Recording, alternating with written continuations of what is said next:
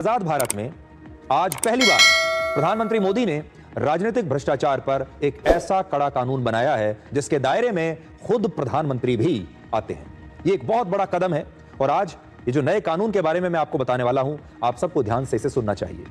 भारत के गृह मंत्री अमित शाह ने लोकसभा में 130वां संविधान संशोधन बिल पेश किया है, यही इसका नाम है। और इस बिल के मुताबिक यदि कोई मंत्री किसी भी मामले में आरोपी होकर 30 दिन तक जेल में रहता है तो उसे अपने पद से इस्तीफा देना ही पड़ेगा। यदि आरोपी मंत्री 30 दिन के अंदर इस्तीफा नहीं देता तो 31वें दिन स्वतः उसे उसके पद से हटा दिया जाएगा। और यह नियम सब पर लागू होगा। यह नियम प्रधानमंत्री पर लागू होगा, मुख्यमंत्रियों पर लागू होगा, केंद्रीय मंत्रियों पर लागू होगा और राज्य के मंत्रियों पर भी यह नियम लागू होगा।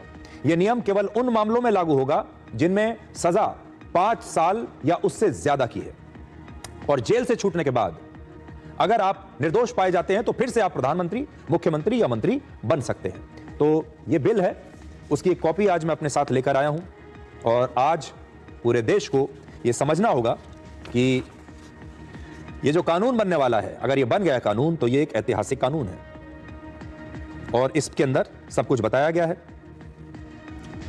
ऐसे मंत्री के हटाए जाने के लिए प्रधानमंत्री की सलाह राष्ट्रपति को 31वें दिन तक अगर नहीं दी जाती है तो वो उसके पश्चात आने वाले दिन से मंत्री नहीं रहेगा।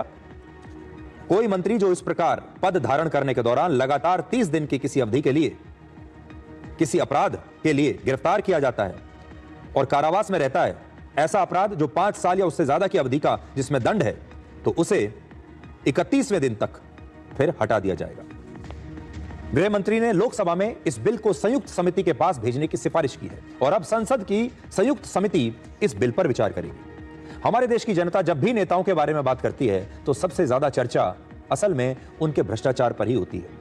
अगर आपने देखा होगा, आमतौर पर आप कहीं भी जाएं, किसी भी राज्य में, किसी भी शहर में, किसी भी स्थान पर, तो लोग अक्सर नेताओं के बारे में ऐसी ही बातें करते हैं, मंत्रियों के बारे में, विभागों के बारे में ऐसी ही बात करते हैं कि कौन सा मंत्री कितना भ्रष्ट है, कहां कितना पैसा चलता है, और बात करके उसके बाद वो असहाय हो जाते हैं और फिर ये बात आगे नहीं बढ़ती। मोदी सरकार आज राजनीतिक शुद्धिकरण का काम कर रही है। ऐसे में विपक्ष को सरकार का साथ देना चाहिए था, लेकिन जब यह बिल पेश किया जा रहा था तब विपक्ष ने लोकसभा में जमकर हंगामा किया और इसका विरोध किया। इस दौरान विपक्ष ने इस बिल की कॉपी फाड़ दी और फिर फाड़कर उस कॉपी को फेंक दिया। हमारे संविधान में संवैधानिक पद पर बैठे नेताओं को हटाने को लेकर कोई स्पष्ट व्यवस्था नहीं है। इस समय हमारे देश में किसी भी सांसद, मंत्री, विधायक या फिर प्रधानमंत्री को हटाने का जो एकमात्र तरीका है वो यही है कि किसी भी मामले में अगर उन्हें 2 साल या उससे ज्यादा की सजा होती है तो उनकी सदस्यता समाप्त कर दी जाएगी।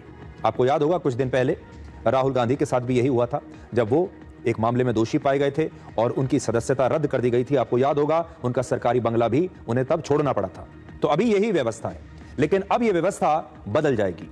अब आरोपी होने पर ही इन मंत्रियों को अपना पद छोड़ना पड़ेगा। पहले था कि जब अदालत आपको दोषी ठहरा देगी, जब पूरे मामले का फैसला हो जाएगा तब आपको इस्तीफा देना है, लेकिन अब फर्क यह है कि अब आपको अदालत के फैसले का इंतजार नहीं करना है। अभी आपको, अगर आप आरोपी हैं किसी ऐसे अपराध में जिसकी सजा 5 साल या उससे ज्यादा है तो और 30 दिन तक अगर आप जेल में रहते हैं तो फिर आपको इस्तीफा देना पड़ेगा 30 दिन के अंदर अंदर, और 30 दिन में अगर आपने इस्तीफा नहीं दिया तो फिर स्वतः ही आपका मंत्री पद चला जाएगा।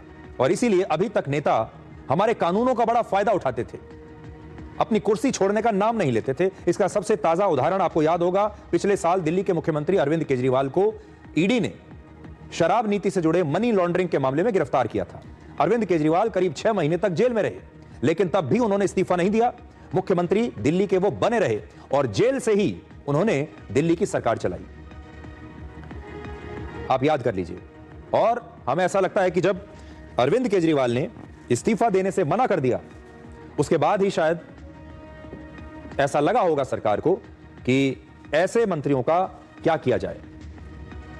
इसी तरीके से आप याद कीजिए, तमिलनाडु के एक मंत्री हैं सेंथिल बालाजी, वो भी 241 दिनों तक जेल में रहे, लेकिन इस्तीफा नहीं दिया और 241 दिनों तक जेल में रहते हुए मंत्री बने रहे। ईडी ने मनी लॉन्ड्रिंग के एक मामले में उन्हें जून 2023 में गिरफ्तार किया था और वो फरवरी 2024 तक अपने पद पर बने रहे। गिरफ्तारी से पहले वो कई विभागों के मंत्री थे, लेकिन गिरफ्तारी के बाद तमिलनाडु के मुख्यमंत्री एम.के. स्टालिन ने उन्हें बिना विभाग वाला मंत्री बनाए रखा। यानी ये सारे लोग वो थे जिन्होंने जेल में रहते हुए इस्तीफा देने से इनकार कर दिया था और कह दिया था कि जिसको जो करना है कर लो, इस्तीफा नहीं देंगे। और हमारा कानून भी इनके सामने असहाय था, क्योंकि इनसे इस्तीफा लिया नहीं जा सकता था, क्योंकि पहले का जो कानून था उसमें कन्विक्शन जरूरी था। जब आप कन्विक्ट हो जाएंगे, जब अदालत आपको दोषी ठहरा देगी, तब आपको इस्तीफा देना है। आरोपों के आधार पर आप इस्तीफा नहीं दे सकते। जेल में अगर आपको डाल दिया गया है, तब भी आपको इस्तीफा देने के लिए बाध्य नहीं किया जा सकता। लेकिन अब स्थिति बदल जाएगी। हमारे देश में जो भ्रष्ट नेता हैं, वो हर कानून में कोई ना कोई लूप होल निकाल ही लेते हैं सरकार में बने रहने का। और इस कानून में भी एक बड़ा लूप होल है, जिसका फायदा क्षेत्रीय और पारिवारिक पार्टियां भविष्य में जरूर उठा सकती हैं। उदाहरण के तौर पर, अगर कोई मुख्यमंत्री किसी ऐसे केस में गिरफ्तार होता है जिसमें 5 साल की सजा का प्रावधान है, तो वो अपने ही परिवार के किसी दूसरे सदस्य या अपने ही किसी करीबी नेता को अपनी जगह मुख्यमंत्री बना सकता है और रिमोट कंट्रोल से तब भी सरकार चलाता रहेगा। आज से 18 साल पहले जुलाई 1997 याद कीजिए, जब चारा घोटाले में लालू यादव ने मुख्यमंत्री पद से इस्तीफा देकर अपनी पत्नी राबड़ी देवी को मुख्यमंत्री बना दिया था। पुरानी तस्वीरें आपको दिखा रहे हैं। अपनी पत्नी को मुख्यमंत्री बनाने के बाद लालू यादव ने सीबीआई की अदालत में आत्मसमर्पण कर दिया था और करीब 18 महीने तक जेल में रहे। इसी तरह से पिछले साल जब जनवरी में हेमंत सोरेन को ईडी ने गिरफ्तार किया, तो उन्होंने अपने करीबी चंपई सोरेन को झारखंड का मुख्यमंत्री बना दिया। और 5 महीने के बाद जब जमानत पर हेमंत सोरेन वापस जेल से बाहर आए, तो वो फिर से मुख्यमंत्री बन गए। पश्चिम बंगाल की मुख्यमंत्री ममता बनर्जी ने इसे ब्लैक डे और ब्लैक बिल बताया है। तो ममता बनर्जी ने लिखा है कि वो इस बिल की आलोचना करती हैं। और 2024 में करप्शन परसेप्शंस इंडेक्स में 180 देशों में भारत 96 नंबर पर था। भ्रष्टाचार के खिलाफ आज सबसे बड़ा बिल पेश किया गया है। भारत की स्थिति आप देख सकते हैं, भ्रष्टाचार के मामले में हमारी रैंकिंग कहां है। विपक्षी दल, उनके सांसद लगातार इस बिल की कॉपियां फाड़ रहे हैं।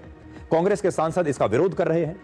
लेकिन उन्हें मैं 2013 का वो दिन याद दिलाना चाहता हूं, जब खुद राहुल गांधी ने दोषी नेताओं को बचाने वाले एक अध्यादेश की कॉपी को फाड़ने की बात कही थी। उस समय राहुल गांधी ने खुद राजनीति में भ्रष्टाचार के खिलाफ एक बड़ी आवाज उठाई थी। उस समय राहुल गांधी ने क्या कहा था, आज आपको जरूर सुनना चाहिए। I tell you what my opinion on the ordinance is. My opinion on the ordinance is that it's complete nonsense and that it should be torn up and thrown out. That's my opinion, my personal opinion on the ordinance. I'll repeat it for you. My opinion on the ordinance is that it should be torn up and thrown away. Okay?